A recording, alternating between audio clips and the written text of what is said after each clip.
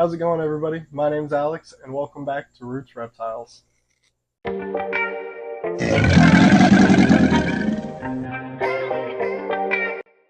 Now, I'm really excited about this one here today. Today, we're going to be talking about these guys right here. Now, this is actually a female.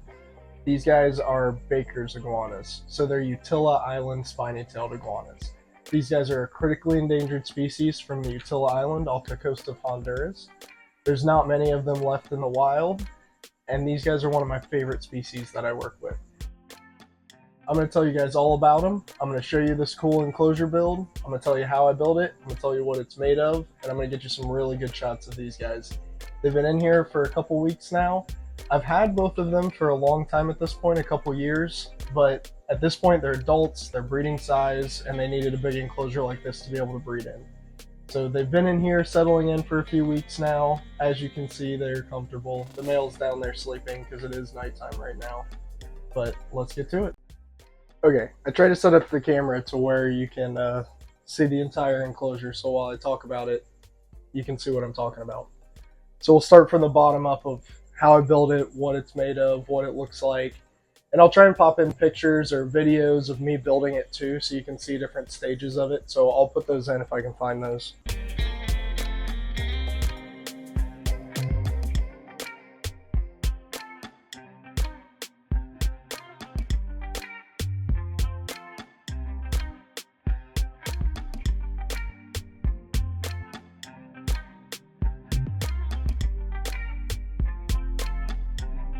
So it's basically just a big wooden frame made of 2x4s, made of 3 and 4 inch screws, and then the other main component is going to be this plastic sheeting. So this plastic sheeting is just from Home Depot. It's sheeting that you could use in like a shower or anything like that, like an RV or a camper. It's cheap, it's easy to use, super easy to cut, easy to drill through, it's waterproof. One main component of this enclosure, this space right here, is hollow. So there's a 60-gallon water tub inside of here. That 60-gallon water tub that's inside of here is basically sitting on a shelf right here. So that shelf is holding all the weight for the water. And that shelf is about, I want to say, the tub is about 5 feet, the enclosure is about 8 foot long. So the tub comes to about right here, and then that shelf stops. So it goes all the way down to the floor right here, and that makes this whole area in here a place to lay eggs. So it's over 3 foot deep. It goes all the way down to the floor, basically. There's more plastic sheeting down by the floor. All of the plastic sheeting meets in the corners, and then there's a bead of caulk that runs all the way around the whole thing. So it makes it watertight, no bedding can slip through. Plus also, with this over here, I'll show you in a minute, since this is hollow, I can pull this back and I can completely see underneath it. So I can see whether the tub's leaking. I have PVC plumb to the side so I can drain it really easily. So far it's worked really nice. I really like it. These windows are about 3 foot wide. They're a little less than 3 foot tall, but they've worked out really well so far. You can see almost every inch of the enclosure. There are places that they can hide, but you can still kind of see where they're at. And then, as well as, they're a really intelligent species, so they like to be able to see out. You can see she's just watching what I'm doing this entire time. They like to be able to see out. They like to see what's going on. They like to be able to see me. They like to be able to see the other animals. So it really works their brains, and it helps them when they can see out. So viewing windows have worked out great so far. The viewing windows, it's just plexiglass from Home Depot. These pieces weren't even cut, so I just bought them this size, and I designed the doors after the plexiglass. I didn't want to have to cut it, so I was like, I can make it this size. This gap in the middle was just whatever was left over. That's the size the gap in the middle was going to be. So if the doors touch, they touch, but this was a gap, so more plastic sheeting there. It's all caulked in. I also use these screws, you can see. They're screws with like a thicker head on them, so they hold it down. But it's worked out well. So we have vents on either side. This side would be the hot side. There's a vent there. And then there's also a vent on the cool side. That just helps to maintain temperature regularity. It helps not get stale moisture in there. So next, on that back 2x4 back there, you can see there's a misting system. So that just helps me out. I get in here with basically a garden hose with just a hose sprayer on the end of it, and I heavily mist this down. So These guys, where they live, they're from an island off the coast of Honduras. And on that island, basically, the babies will live more like on the beaches or on the edge of the mangrove forests. The adults live in the mangrove forest. So they're going to live in all of the roots and vines and branches that are all tangled together. So as you can see, there's just so many little passageways and ledges and places for them to sit, places for them to hide. And it also comes with a high humidity because mangroves usually are around water. So they're going to consistently be around water. So in the wild, it's documented that when adults are threatened, they'll dive down into the water to get away from predators. So that's part of this tub that I made. It mimics that natural ability that if they get scared, they can jump off and dive into that water down there. Now the water is about, I'd say 8 to 12 inches deep. So it's plenty deep enough they can fully submerge. There's a bunch of different sticks and branches that go down into the water that they can use to climb out. But to be honest, they can just launch themselves back out. I've seen them do it before. Lighting system that we're running. So these are going to be UVA, UVB bulbs. On the hot side, we're running 2 of them. On the cold side, it's just 1. And in the middle, it's a big LED strip that just lights up the entire enclosure. Makes it super easy. They like to bask under the bulbs. And then they can go down and they can be in any little dark place they want. The male is down there. You can see him peeking out. I have a bunch of good footage I'll put in at the end of both of them. Both of them hanging out, walking around, exploring the enclosure. But they've liked it so far. I'm going to go ahead and open these up. I'm going to show you the inside. I'm going to show you all the little crevices that they can go hide in. I'll show you the temperature and humidity readings for the enclosure, as well as I will go ahead and show you them. And then after that, we'll put in all the footage of them settling in, getting used to the enclosure, walking around, and checking everything out. Here is a good look at the inside of the enclosure. So as you can see over here on the hotspot, they can get up higher than that, but down here it's about 91 degrees and 51% humidity. Ideal humidity for these guys ranges anywhere from about 50% to about 80%. So obviously over above the water, it's going to be a lot higher humidity than over here on the hot side. And then as well as up here on the top, it's almost over 100 degrees. And in the wild, they've been known to get up to over 115 to 120 degrees when they're basking. So you want to give these guys a pretty hot spot. As you can see, there she goes, right underneath the heat as I'm saying it. She's proven my point right there. So she's going to be at the hottest point in the enclosure right now, and she's just loving it, as you can see. So this is the warm side. The male's down here. You can see his tail sticking out. It's late at night, so he likes to hide down there, especially at night. He'll go to bed. But the female comes out. They kind of switch. They do like each other. They get along just fine, but occasionally they'll be out laying together, but most of the time they kind of stay away. There's plenty of room in this enclosure. They can do whatever they want. They don't have to be together if they don't want to. There's plenty of hides that are small enough that she can go in that he can't. Like this one right here. This is all hollow. It's probably about a foot in circumference, but the hole to the front is only about that big. So only she can fit. The male can't. So she usually likes to sleep in there. She can also fit in all these little holes and crevices. The male can fit in some of them, but definitely not all of them. So if she wants to get away, she absolutely can. This will be the cold side of the enclosure. It's definitely not cold. It is 84 degrees. So it being 84 degrees, that's an ideal daytime temperature. I have the lights on right now. When the lights are off, this bulb fully shuts off and it'll drop lower than that for nighttime temperatures. But for daytime temperatures, that is perfect. And as you can see over here, 74% humidity. And that's after the misters haven't went off in a while. So that totally makes sense. And that is totally fine.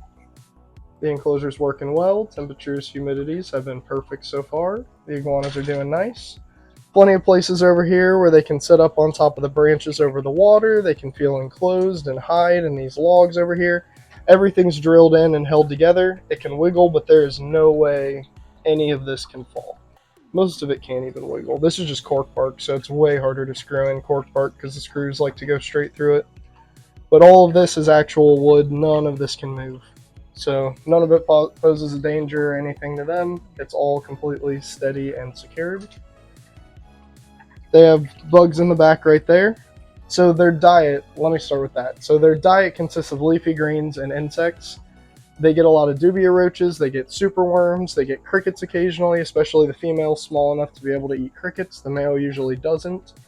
There's feeder fish down in here. Now they're not goldfish, they're actually guppies. So the local pet store that we have around here has guppies as feeders. They're like 25 cents a piece. So I load this up with guppies, and usually the guppies just live, like they never eat all of them. So you just have to put them in there like once or twice, and from there they're good, they just breed. As well as their leafy greens. So they get collard greens, kale, they can have iceberg lettuce, they can have romaine, they can have blueberries, they can have strawberries, they can have bananas, they can have carrots. So they also get Missouri pelleted diets. So I try to vary their diet up a bunch. I get my stuff in bulk for all the animals that I have here. So every week it changes a little bit, and that's totally fine. That's really good for their health overall, not to feed them the same thing consistently. So this is a good look at the enclosure. Again, it's massive. There's only a couple iguanas in here at this point. In the future, there will definitely be more.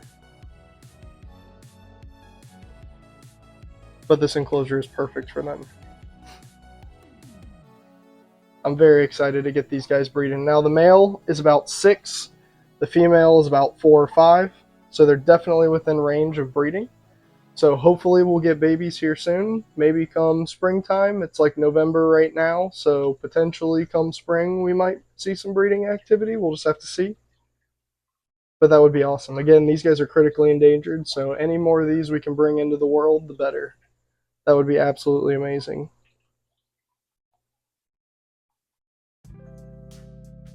And then back here you can see that beta caulk. It's clear, so it's hard to see, but you can see that beta caulk. It'll go around everywhere. So up front here, this is all caulked. It's caulked down here. You can see it right here. It goes all the way down to the floor. So everything's caulked to be waterproof. And then these are those screws that I was talking about. So you can see the screws have a thicker head and they just hold in the plastic. And then water can't get through the plastic.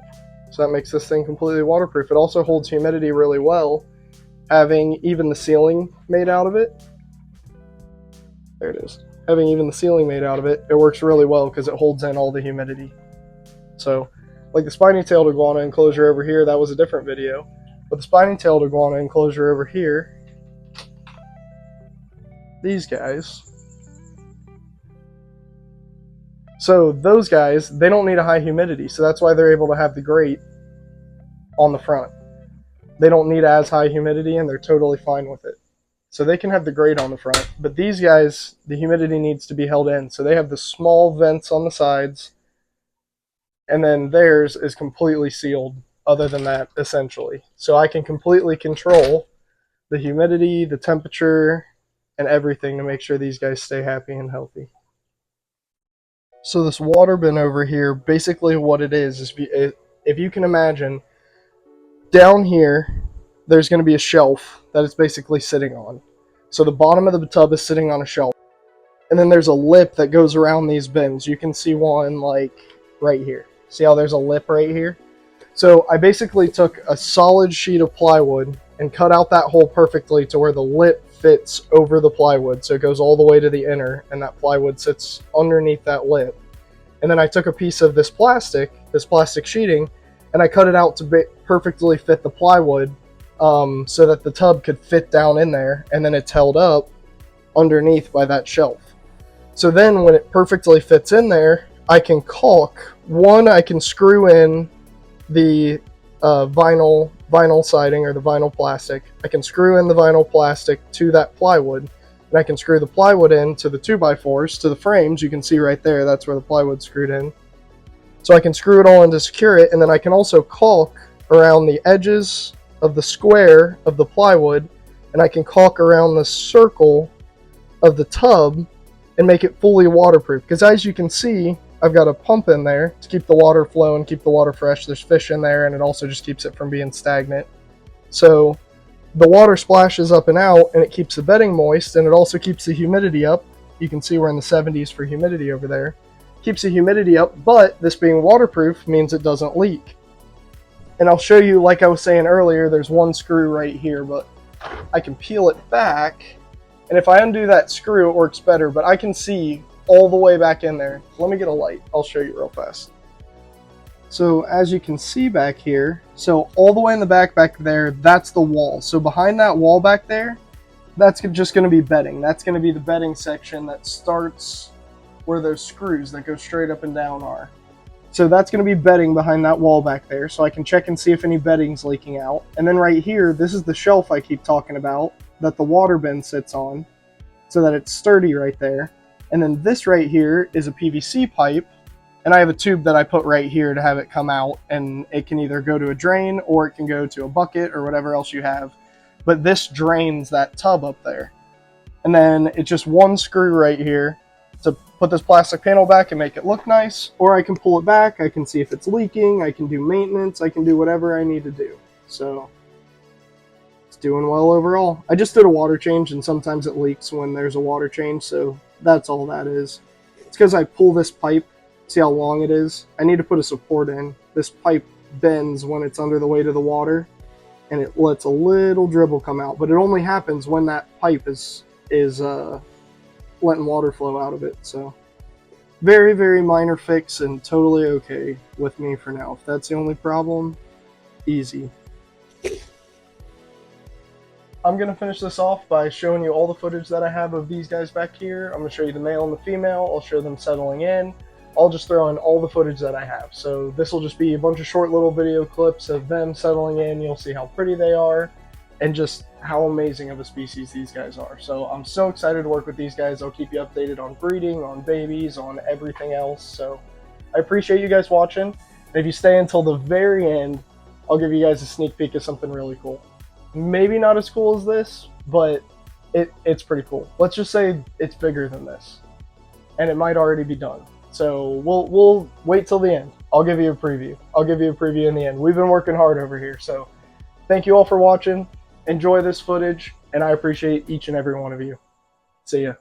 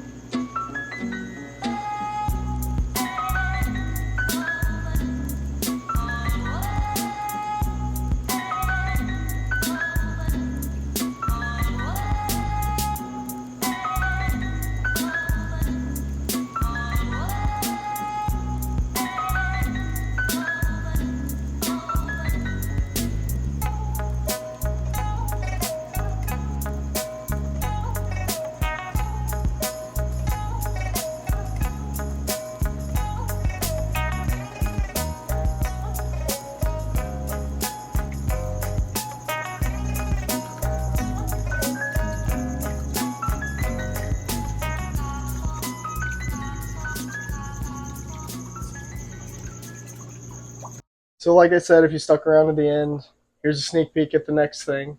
So these were two rescue animals. I was not planning on getting these, and when I got them, I was not planning on keeping them. I'm not going to tell you what they are. I'm going to make you wait until I post the next video, but let's just say they're large lizards. And I tend to like large lizards, but one of them had a problem with his lip. He had like a little abscess or an injury on his lip, and I had to treat him. So I had to keep him for a while. And in keeping them for a while, they're super tame. They're really nice. I could get them out. I could do shows with them. And also, they can breed and they can make some pretty cool babies. So they're asleep right now. So I can show you the enclosure, kind of. And you can't see them. And we'll go over the enclosure in the next video. There's your sneak peek. I'm not showing you anymore. But those are super cool animals, and that's here to come soon. So stay tuned. I appreciate all of you. Thank you very much, and see ya.